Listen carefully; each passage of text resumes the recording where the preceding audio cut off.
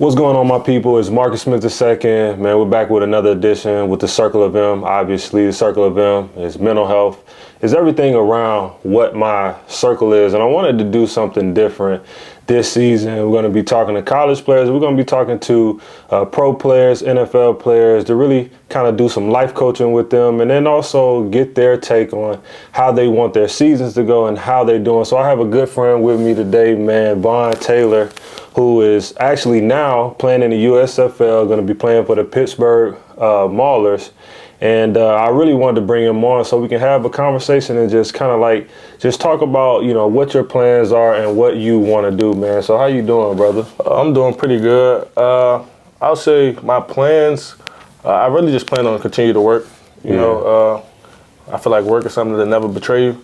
So getting it in over at Elite Zone Fitness with Selton and then working here with Tank, I feel like those two things that really set me apart in my game, not only in college, I feel like that's something that'll continue to set me apart as I get to the next level. So even you was in college, and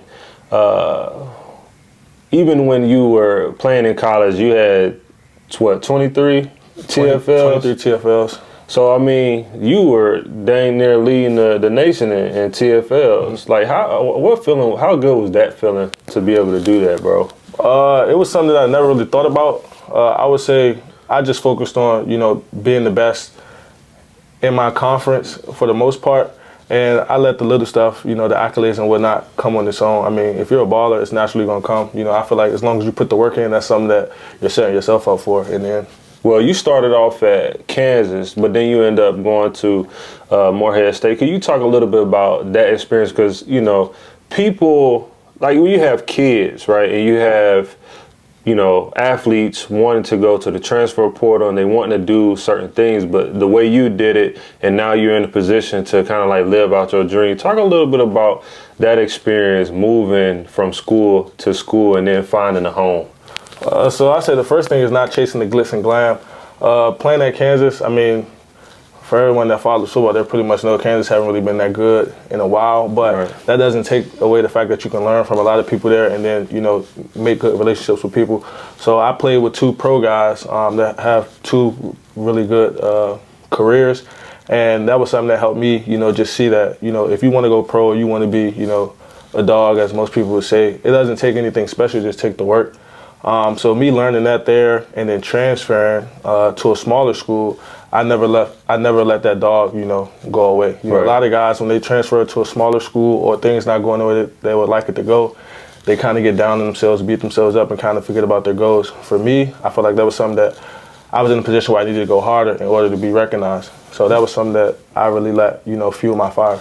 That's crazy because, you know, I see oftentimes you have players, you know, they're quick to go to another school, or if everything is not really going their way, that, you know, they're quick to kind of like move and do that. But sometimes it can be good, you know, if it's a great situation. And it doesn't always have to be a Power 5 school. Like when I went to Louisville, I don't know if that was considered a Power 5. We wasn't as good until later. Obviously, we had Teddy, but you know, through this, you know, as me life coach, I want to continue to, you know, life coach with you too as well. And I would say that I commend you on you doing what you did, and also, you know, taking the leap of faith, saying, hey, I'm gonna go to Morehead State, even though it was a smaller school, but it was something that you felt like was best for you. Let's talk a little bit about even moving forward past that.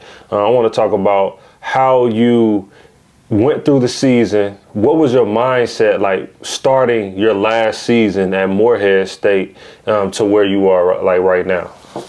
So my goal, you know, like I said, whether it was at Kansas or whether it was at a smaller school, was to go to the NFL.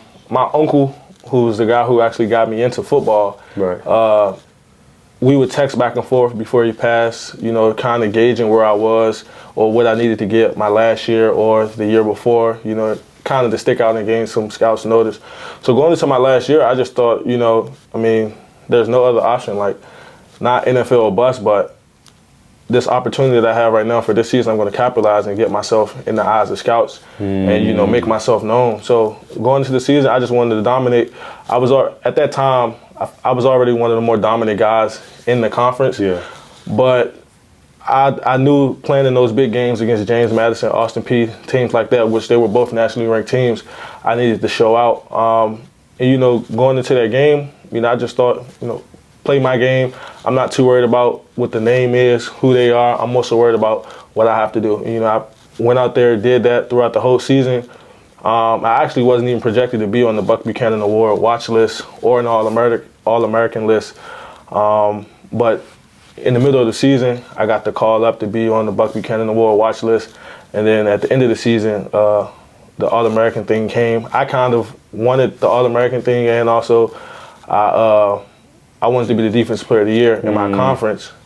But the Buck Buchanan, that was something that caught me by surprise. Right. Now, whether I had won it or whether I hadn't, I knew that would be a good look for me just because that would put me in the name with some of the best players in the country for the FCS level. That's dope though, because your focus wasn't on, you know, you had your goals, but your focus wasn't primarily that. So basically what I've heard is you put the work in, you put your head down, you grind it, the whole mental barrier, the mental aspect of you going and doing what you said that you was going to do. You had things that came up that surprised you, but that was because of the work that you put in. Did you have any, you know, some mental struggles, if you will, because you didn't necessarily get the look that you wanted to for the NFL, but you got the opportunity when it came to the USFL. But I know everybody's ultimate goal is the NFL. You know, what would you say about that? Well, I'm not an NFL bust guy. NFL bust guy. At the end of the day, I love playing the game. Right. So as long as I got another opportunity, before even signing with the USFL, I was actually signed to the Arena League. Now, whether it took me going there, whether it took me going to the USFL, I feel like, you know, that doesn't stop your journey. Just because it's not happening on your time, it doesn't mean that it's not meant for you. So for me, I never lost faith. I actually spent the last semester at school doing an internship, actually coaching, building my resume, and also taking one class, because I'm always a guy like with plans. So I spent that time to kind of, you know, spend some time on the coaching side, kind of help myself out, learn a little more, watch a little more film.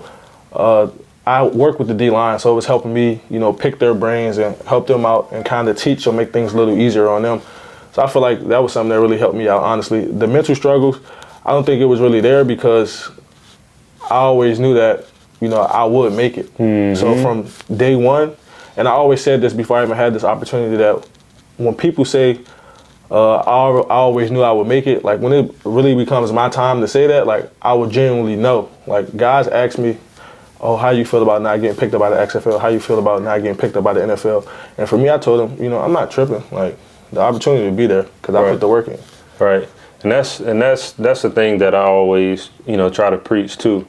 When you get the opportunity, you got to seize the moment. You got to take it. It doesn't matter what it looks like, because we always have things fixated in our mind when we talk to God, but God always has a different plan, and I understand that, and you understand that, and it was good for you to be able to say that, because young players need to hear that, because all the time it doesn't matter if you look at what's his name, Turpin. Right, Turpin, right? Yeah. He went through a whole thing of like going to different leagues, and then now he's playing in the NFL. Now he's a Pro Bowler.